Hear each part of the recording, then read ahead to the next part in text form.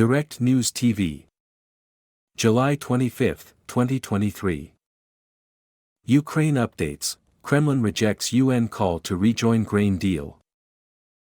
U.S. Department of State aware ex-Marine injured while fighting in Ukraine. The U.S. Department of State is aware that Trevor Reed, a former U.S. Marine who was detained in Russia and then freed in a prisoner swap in April 2022, was injured while fighting in Ukraine, Department of State Deputy Spokesperson Vedant Patel has said. Mr. Reed was not engaged in any activities on behalf of the U.S. government, Patel told reporters, adding that he was transported with the help of an NGO to Germany for medical care. The United States has repeatedly warned Americans not to travel to Ukraine or participate in the fighting. Putin visit to Turkey planned, but no firm date yet, Kremlin says. Senior Kremlin foreign policy advisor Yuri Ushakov said that a visit by Russian President Vladimir Putin to Turkey is in both countries' plans, but no firm date has yet been agreed, the Russian state news agency TASS reported. Putin set to visit China in October, Kremlin advisor says. Russian President Vladimir Putin intends to visit China in October, planning his visit to coincide with a Belt and Road Forum, Kremlin foreign policy advisor Yuri Ushakov told reporters, according to the Russian state news agency TASS. Putin last visited Beijing just before Russia's invasion of Ukraine, which Russia calls a special military operation, and together with Chinese President Xi Jinping he announced a no-limits partnership that has extended into economic, trade, political and military areas. China has declined to blame Moscow for the war and condemned Western sanctions on Russia, even as it has profited by securing discounts for oil and gas that Russia no longer sells to Europe, and has watched Russia increasingly use its yuan as a reserve currency, in preference to the United States dollar. Xi in turn came to Moscow in March, sealing a series of economic and other agreements with his dear friend Putin. Ukrainian lawmaker suspected of collaborating with Russia detained. Ukraine's Prosecutor General's office says a lawmaker suspected of collaborating with Russia has been arrested and placed in pretrial detention. In a statement, the prosecutor's office said Alexander Ponomaryov, a lawmaker elected for a now-banned party accused of ties to Russia, was placed in detention without bail by Kiev's Pechersk District Court. EU ready to export Ukrainian agricultural goods. The EU is ready to export almost all of Ukraine's agriculture goods via solidarity lanes, the EU's Agriculture Commissioner Janusz Wojciechowski said. Solidarity lanes are rail and road transport connections through EU member states that border Ukraine. It is not the first time Russia uses food as a weapon, the situation is similar to the beginning of the war, Wojciechowski told reporters. We are ready to export almost everything. This is about 4 million tons per month of oilseeds and grains and we achieved this volume in November last year, he added. But expanding grain transit through the EU is sensitive for Poland and some other Eastern European countries, where local farmers have come under pressure from increased Ukrainian imports. Despite grief, Ukrainians return to the front line. On the Ukrainian front line, a traumatized father points out where his son died fighting to defend the country. Andriy Onistrat, a commander of a drone unit, says, "I don't understand how it could have happened. I realize he wanted me to see him as a hero. It was very important for him. I didn't realize it was so important for him when he was alive. But I realize now. He was looking for ways to show me." Britain's UN ambassador says Russia may attack civilian ships. Britain has information indicating the Russian military may expand their targeting of Ukrainian grain facilities further to include attacks against civilian shipping in the Black Sea, its UN ambassador, Barbara Woodward, says. Sunak shared the information with Zelensky during a phone call, Woodward said. Our information also indicates that Russia has laid additional sea mines in the approaches to Ukrainian ports. We agree with the U.S. assessment that this is a coordinated effort to justify and lay blame on Ukraine for any attacks against civilian ships in the Black Sea, Woodward told reporters. Russia raises maximum conscription age. Russia's lower house of parliament voted to raise the maximum conscription age to 30 years from 27.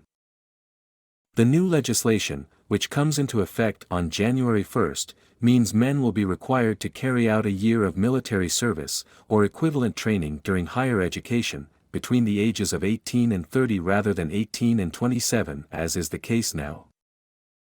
The law also bans men from leaving Russia from the day they are summoned to a conscription office.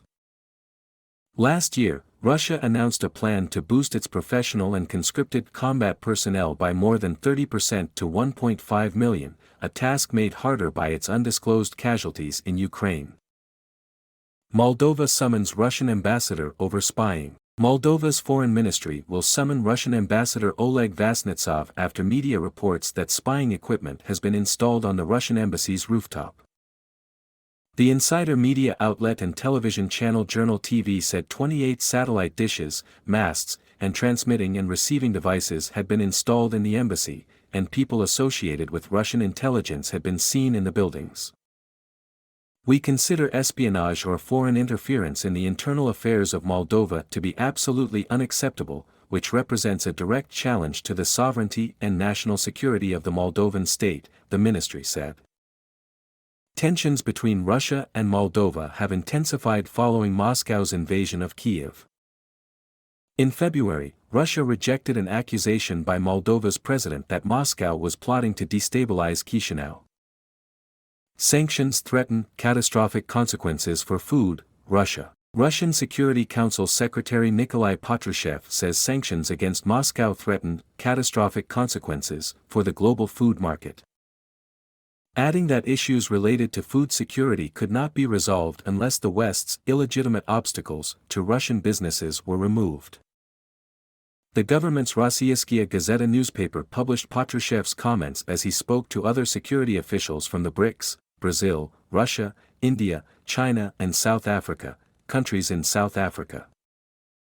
The Kremlin says West is trying to sabotage Russia-Africa summit. The Kremlin accused the West, specifically the United States, of trying to sabotage the Russia-Africa summit later this week by pressuring African countries not to take part. On Thursday and Friday, Putin is expected to hold intensive one-on-one talks with individual African leaders on trade, security, arms deals, and grain supplies.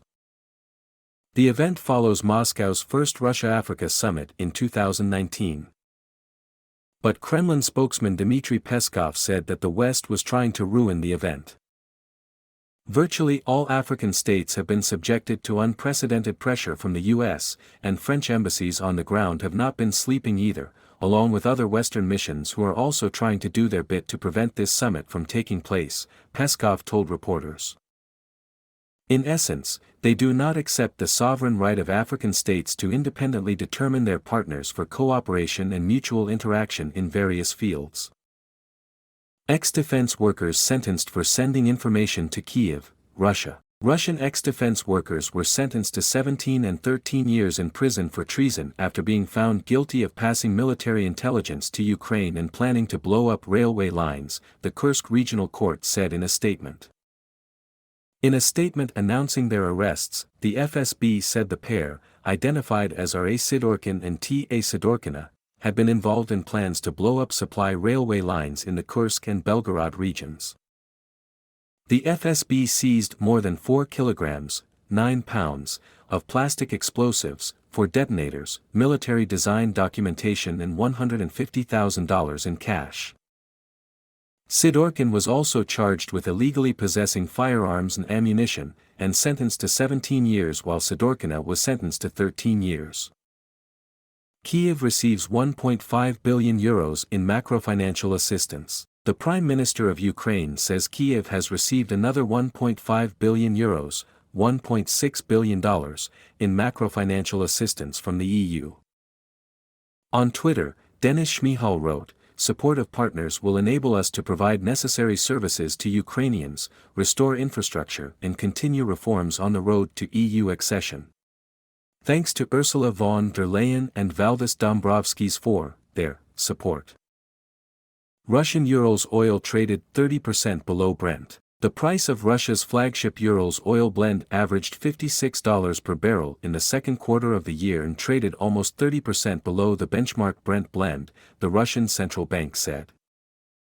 The oil blend was also about 29% below the average price in April-June 2022. Oil exports were constrained by the embargo and price cap of some countries, the central bank said, adding that the discount of Urals to Brent had narrowed in the course of the quarter. The Group of Seven, G7, countries, along with the European Union and Australia, agreed at the end of last year to ban the use of Western-supplied maritime insurance, finance and brokering for seaborne Russian oil priced above $60 per barrel in response to Russia's invasion.